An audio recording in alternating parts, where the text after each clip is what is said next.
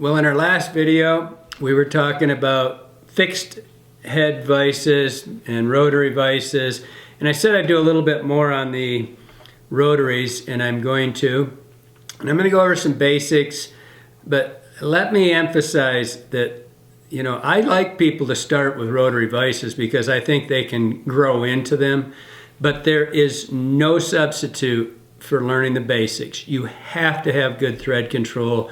Before anything, you have to be able to apply your materials well, and just because you've got a $500 vise will not make that happen. You have to practice this.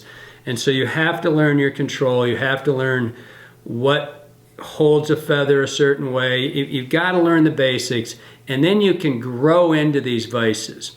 And like I said in the last video, and like I've told people forever, you can always set a rotary vise so it's fixed and so it's not moving around. You don't have to use that you don't have to use a rotary mechanism. But again, it will not help you tie better. You have to learn the basics first, and then you can grow with it. So I'm going to go through a couple of those. But before I do that, I want to show you, I said it earlier, and this is, again, this is a regal. This is not, to my way of thinking, even though this vise spins, and by the way, the regal is one of my favorite vices there is. This is a phenomenal vise. But it's not true rotary. Rotary, just because it spins around, does not mean that it's rotating in the same axis as the shaft of the vise. And that's what, for me, and I'm just going to hold this piece of cardstock up here. And so the vise this is the vise, is the shaft of the vise. The hook over here, if there was a hook in it, has to go on the same plane as that does. So when you spin it, it doesn't go around in circles. This one's going to go around pretty close, but it's not going to be true to the shaft. And so, and again, this vise isn't truly designed to be a rotary or to have a handle over here. This is a great vise. This is one of the best starter vices. Not just starter, just fixed head. Don't confuse starter with, because it doesn't rotate, doesn't mean it's not a high dollar, high end vise, high quality, high everything. I know a lot of pros that tie on this vise exclusively. And they don't like not everybody likes the rotary mechanisms on vices. I mean, I would say 50% of the great tires I know don't use rotary vices. I mean, you learn, especially, I mean, these are relatively new, 25, 30 years, and so people that tie before, and obviously anyone back in, 40 years ago, and there were plenty of phenomenal tires, didn't use rotary. So back to the rotary. Got to get that hook out of there. So even though they can rotate, doesn't make them a rotary vise. Now, I'm going to show you, I've got a Renetti and a Dynaking because I kind of feel like these, they started it all, and they're kind of the higher end, probably the more recognized vices out there on the market.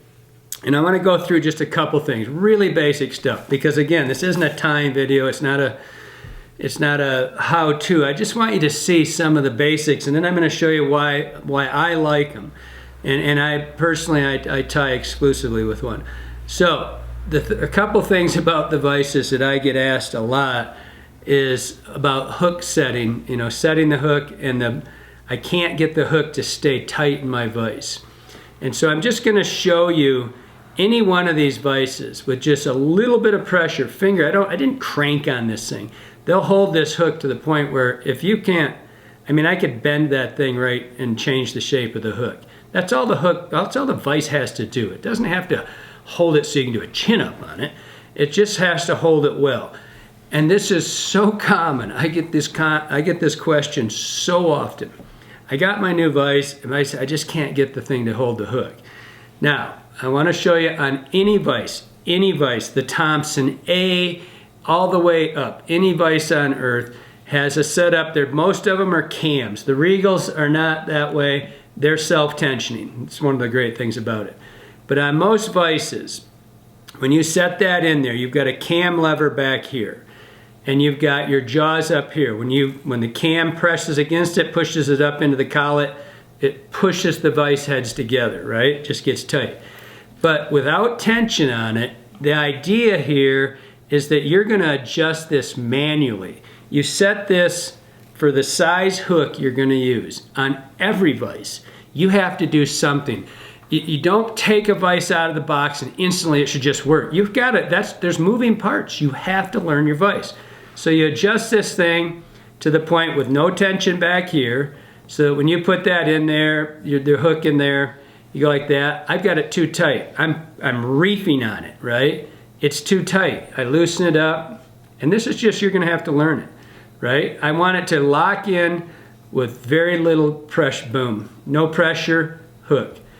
If you're going from a size 6 streamer hook to a size 20 dry fly hook, obviously you have to change things. And what I see people doing a lot is they'll get it at the tip and they'll just squeeze on that thing. It's a good way to wreck your jaws. And you can also, by the way, I'm gonna say this, never leave a hook in a vise overnight. If you leave a hook in a vise overnight under pressure, there's a very good likelihood that this hardened steel will break overnight.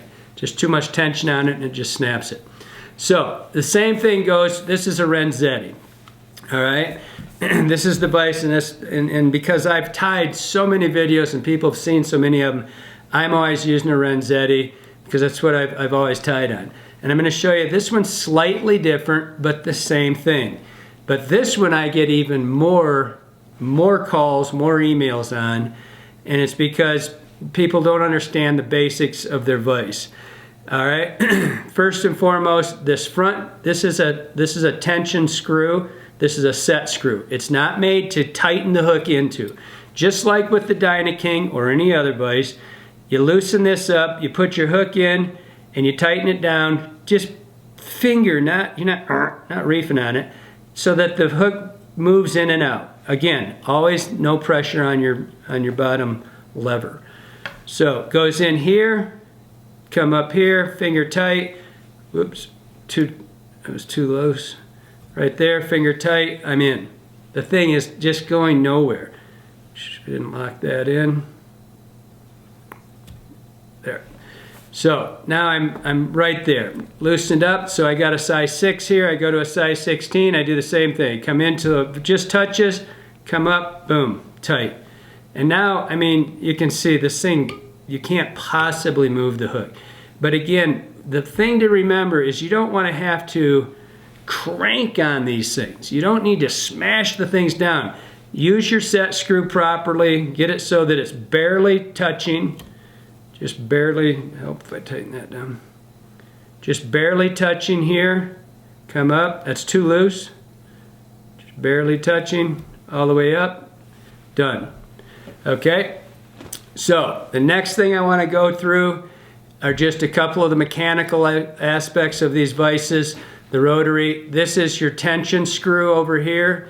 That's what allows this, how loose or tight that is. So if I want it a little less, keep tightening it, stops. It's just however you like it. Some people don't even use it. They just let it flop. I like mine to stop when I stop. If I'm looking at something, if I'm sitting here tying and I look at it, I don't want it to flop back down before I'm done. But I don't have much tension on it. I mean, I can go around as fast as I want to.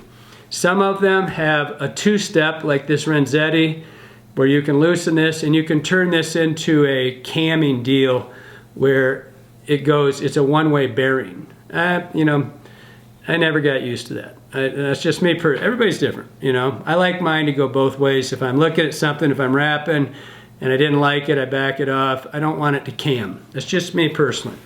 The last thing next thing is a material clip, which I'll show you here. This sits on top. You pull your materials back so it doesn't wrap around your vise. And the last thing that they all have is the bobbin cradle. This just hangs out, and I'm going to show you when I wrap this thread there on that hook. It just hangs your bobbin off to the side. So now the tire will hit the road. This is supposed to be a very quick one. Never happens that way. So here we go. I just put some chenille on here. I got a bright yellow feather wrapped on here. What I'm going to show you is the advantage once you've learned to apply your materials well.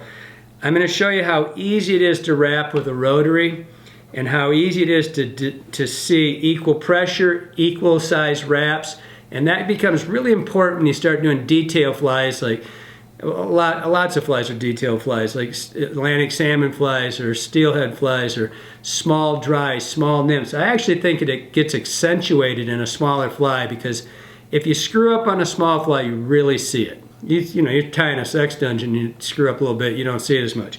You do when you get into the smaller, more detailed flies. That's when these vices really start to shine. So back here I've got my material clip, and I just put a piece of wire in here, right?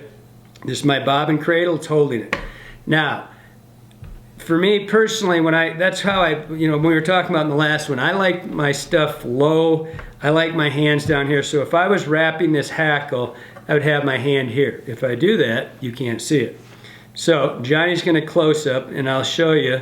So I'm gonna hold this feather. It's gonna be a little bit of an awkward for me, but you'll see how easy it is. I do my first wrap, and then I just set my hand at an angle, and I go back and I make perfect wraps. I'm not having to do that. I gotta go a little slower right there. All right, so there I've got, let go here. You can see it has perfect wraps all the way through.